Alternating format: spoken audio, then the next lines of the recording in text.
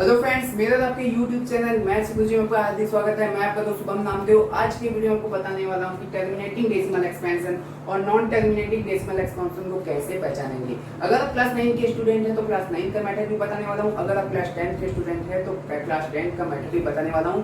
आपको क्लास 9 में क्या करना होगा, तो सबसे पहले टर्मिनेटिंग बताता हूं, उसके बाद नॉन टर्मिनेटिंग उसी के साथ साथ बता दूंगा मैं। तो सबसे पहले आपको कोई भी क्वेश्चन मिल जाए, जैसे कि 2/5, आपको क्वेश्चन बोल देगा कि आप पहचानिए टर्मिनेटिंग है डेसिमल एक्सपेंशन है या नॉन टर्मिनेटिंग डेसिमल एक्सपेंशन है। तो कैसे पहचानेंगे, तो सबसे पहले आपको कुछ नहीं करना है, इसको डिवाइड करके देखना है। अगर क्लास 9 के स्टूडेंट है तो आपको डिवाइड करके देखना है। तो ऊपर वाला जो 2 है यहाँ आ जाएगा और नीचे जो 5 है यहाँ आ जाएगा।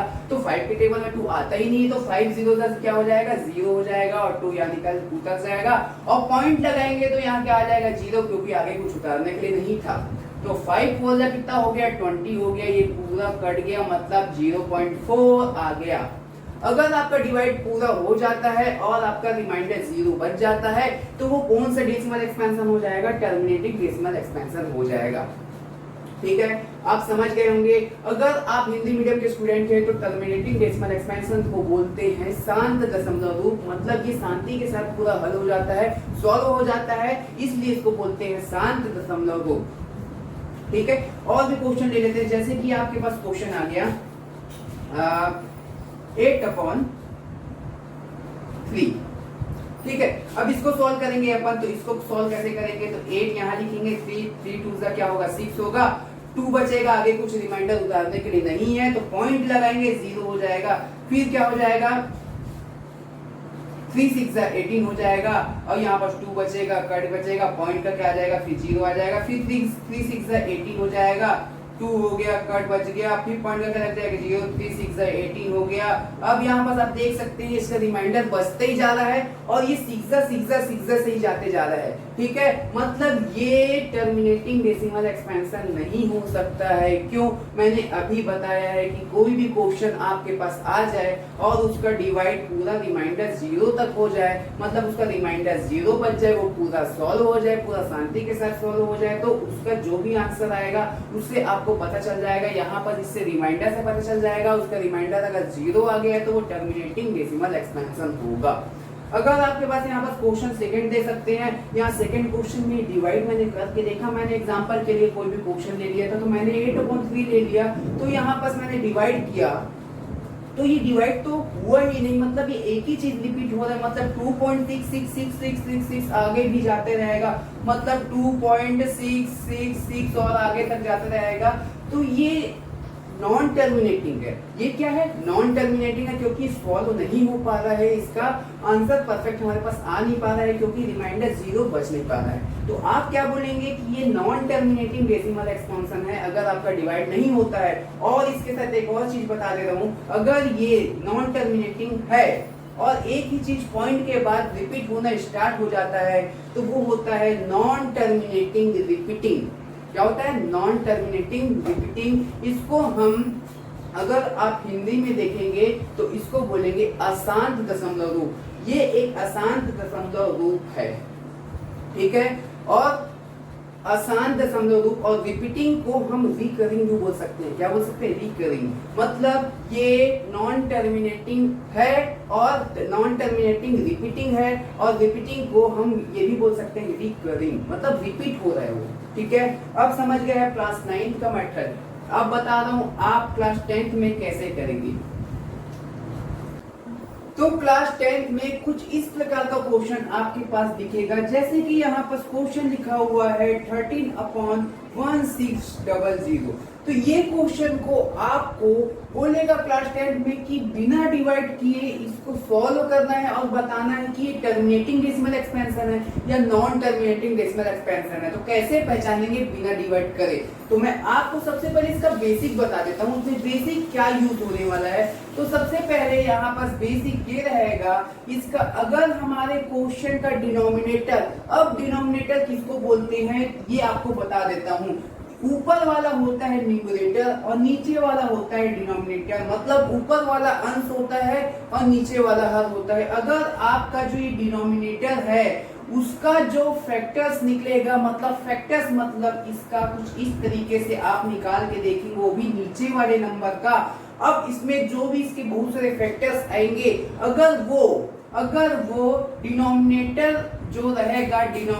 जो रहेगा वो 2 to power m into 5 to power n के फॉर्म में दिखेगा, मतलब इसके रूप में, जो नीचे वाला है इसके रूप में, मतलब 2 के पावर कुछ भी और 5 के पावर कुछ भी दिखेगा, मतलब। और ये भी है m और n हमेशा नॉन नेगेटिव इंटीजर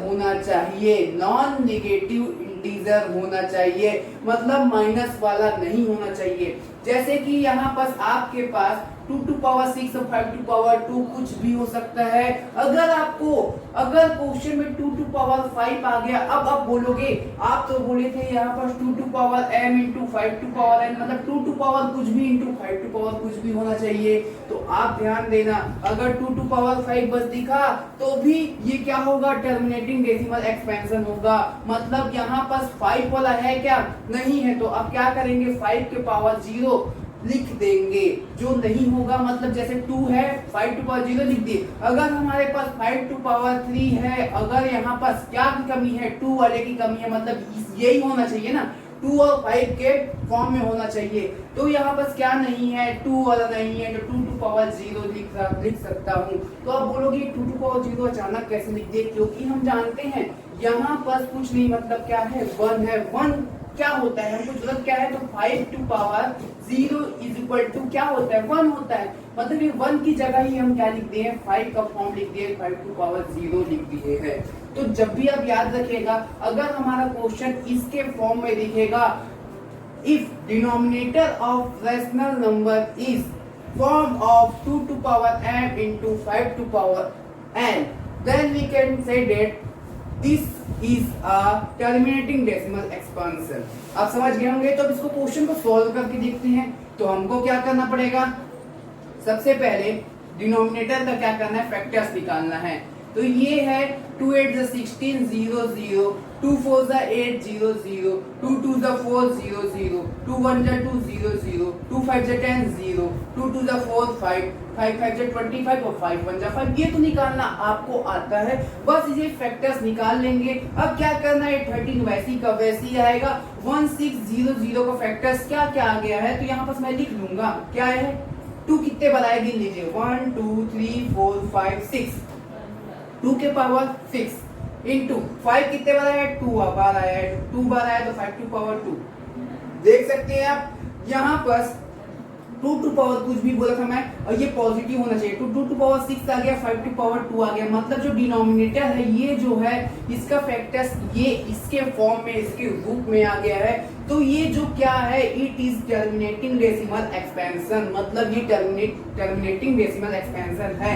क्यों, क्योंकि डिनोमिनेटर ऑफ, इसका रीजन भी देंगे आप, denominator of rational number is form of 2 to power m into 5 to power n। m इसलिए लिखा हुआ है क्योंकि उसके पावर में कुछ भी हो सकता है, पर नॉन नेगेटिव इंटीजर। ये आप समझ गए हैं, बस आपको यही देखना है। अगर इसके रूप में रहेगा तो आप बोल देंगे कि टर्मिनेटिंग डेसिमल एक्सपेंशन है। अगर आपके पास मान लीजिए यहाँ पास 3 आ गया, मान लीजिए 3 आ गया, तो ये नॉन टर्मिनेटिंग हो जाएगा। क्यों, क्योंकि ये 2 और 5 के पावर वाला ही होना चाहिए। अगर इसके अलावा कुछ भी आ गया तो क्या होगा, नॉन टर्मिनेटिंग डेसिमल एक्सपेंशन होगा। आप समझ गए हैं। जैसे कि एक और क्वेश्चन मैं बुक से ले लेता हूं, जैसे कि 7/75। तो आप क्या करेंगे इस क्वेश्चन में, इस क्वेश्चन में आपको कुछ नहीं करना पड़ेगा। ये डिनोमिनेटर का है, उसको फैक्टर्स क्या क्या होता है, 75 3 2 6 3 5 5 1 5 5 5 1 मतलब 7 क्या गया, 3 इंटू 5 इंटू 5। ठीक है। अब यहाँ पर देखेंगे 7 3 वैसी का वैसी, 5 कितना है, 5 के पावर में 2। मैंने क्या बोला था, अगर डिनोमिनेटर में ये और इसके अलावा कुछ और आ जाता है तो वह टर्मिनेटिंग डेसिमल एक्सपेंशन नहीं होता है, तो वो क्या होगा, नॉन टर्मिनेटिंग डेसिमल एक्सपेंशन होगा। तो आपको बहुत ही अच्छे समझ में आ गया होगा क्या होगा। और भी क्वेश्चन आप इसी तरीके से एनसीईआरटी की बुक में, सीबीएसई की बुक क्लास 10th में दिया हुआ है। अगर ये क्वेश्चन आप समझ गए होंगे तो मेरे YouTube चैनल को जरूर सब्सक्राइब कर देंगे। इसी तरीके से मैं और बहुत सारे क्वेश्चन आपके लाते रहूंगा। तो धन्यवाद।